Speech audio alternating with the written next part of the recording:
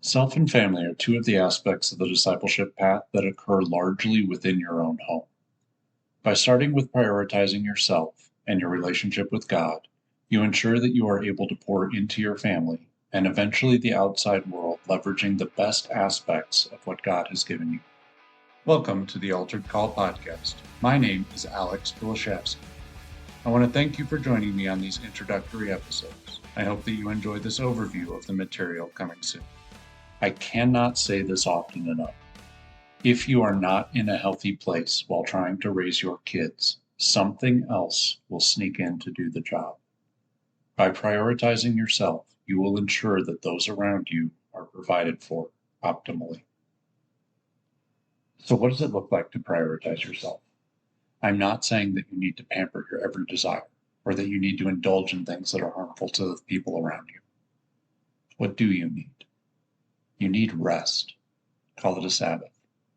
You need to have a healthy relationship with God, usually through spiritual practices.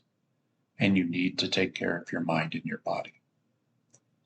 Beyond that, you get to choose if you have the capacity to continue down the road of self-improvement, or you have the option to move on to higher things.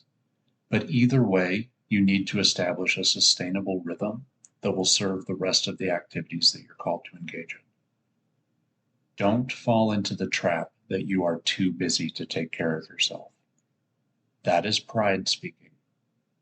It will put stress on everything in your life, and eventually you will either collapse from exhaustion or the other areas of your life will collapse around you.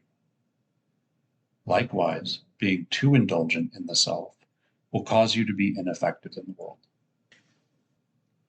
Family is where things get much more complicated because now not only are you taking care of yourself, but now you need to take care of each level of self for each member of your family. Call it being a spiritual leader or just being a good father and husband, but I would argue that the health of your home should be something that you task yourself with. Does your family have a relationship with God? Do you attend church regularly? Pray regularly? How is everyone's physical health? Do you spend time relationally with each other? How often do you date your wife? Are you even qualified to help with any of this? Your spouse and older children will be able to handle a lot of these things on their own, but they need you to set a good example. And let's be honest, if you have younger kids, you will be doing all of these things for them. That's just part of the job.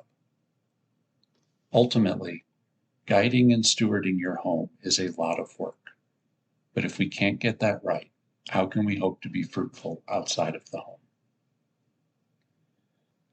I have a friend that, when I provided him with this framework, was convinced that he just didn't have time for any of it.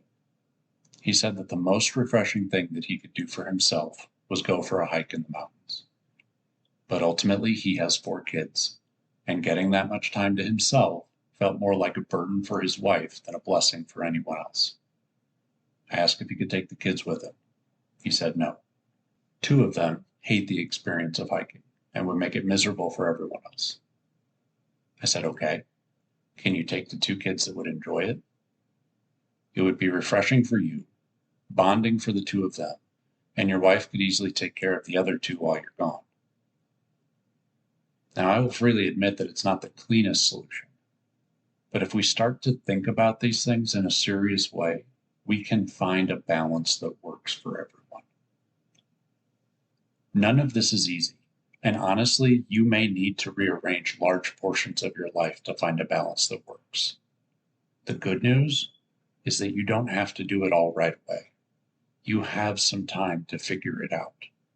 Play with some things, see what works, see what doesn't. But once you find a structure to your home, you will be well equipped to begin impacting the world outside of it. Thank you so much for listening to this episode of the Altered Call podcast. I would love to hear from you. Please leave a review or find links to what I'm doing in the show notes.